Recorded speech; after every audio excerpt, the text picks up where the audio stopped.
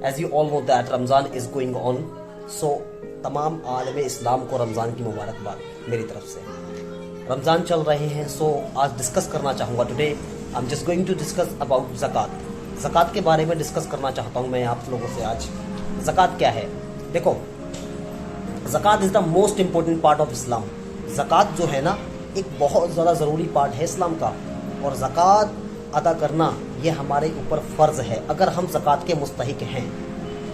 अब देखें, ज़कात किसे कहते हैं? पूरी साल भर में हमने जो इनकम की, पूरी साल भर में जो भी इनकम हमने की ना, उस इनकम से जो हमारी बचत है उस पर 2.5% देना, ये ज़कात कहलाती है। उस पर 2.5% किसी गरीब को जो कि मुस्तहिक हो उसको देना, ये क्या है? ये ज़कात कहलाती है। अगर हम और कहें तो ज़कात को हम कंसीडर कर सकते हैं एज अ हेल्प की तरह, कि ज़कात एक मदद है। किसके लिए? गरीबों के लिए। तो zakat is the most important part of Islam. इस्लाम में ज़कात का एक बहुत अहम पार्ट है।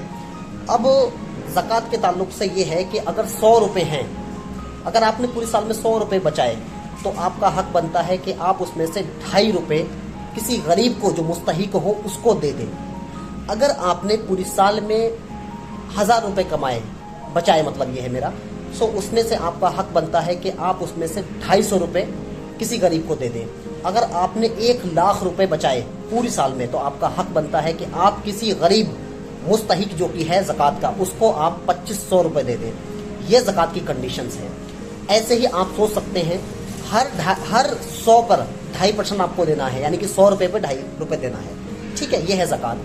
अब ज़कात दी किसको जाएगी? तो देखो, ज़कात का ताल्लुक जो है सबसे पहले अपने रिलेटिव से है, अपने रिश्तेदारों से है। बिकॉज इंसान रिश्तेदारों को बहुत अच्छे से जानता है कि कौन मुस्तहिक है और कौन मुस्तहिक नहीं है।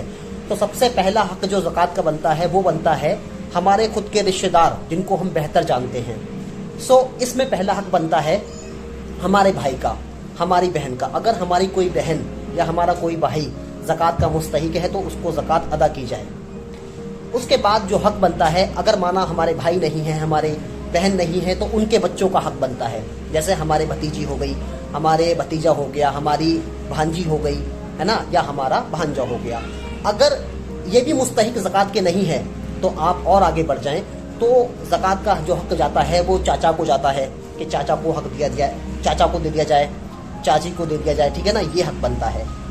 और अगर ये भी मुस्तहिक ऑफ ज़कात नहीं है तो आप और आगे जाके कह सकते हैं कि अपने खाला को दे दिया जाए, अपने मामू को दे दिया जाए। ये ज़कात का प्रोसेस है। ज़कात सदक़ाए फ़ित्र का सिलसिला आप इन्हीं से शुरू करें, इन्हीं लोगों से शुरू करें, बिकॉज इनके बारे में आप बेहतर भी जानते हैं और ये आपके रिश्तेदार भी हैं। ज़कात का मतलब होता है कि आप किसी गरीब की मदद करके उसको ऐसा बना दें कि वो कुछ काम कर सके, वो भी मालदार बन सके। ये भी ज़कात का एक प्रोसेस है। इंसान गरीब ना रहे, ये भी ज़कात का एक प्रोसेस है। तो आप याद रखें कि ज़कात का प्रोसेस जो है वो अपने रिश्तेदारों से करें।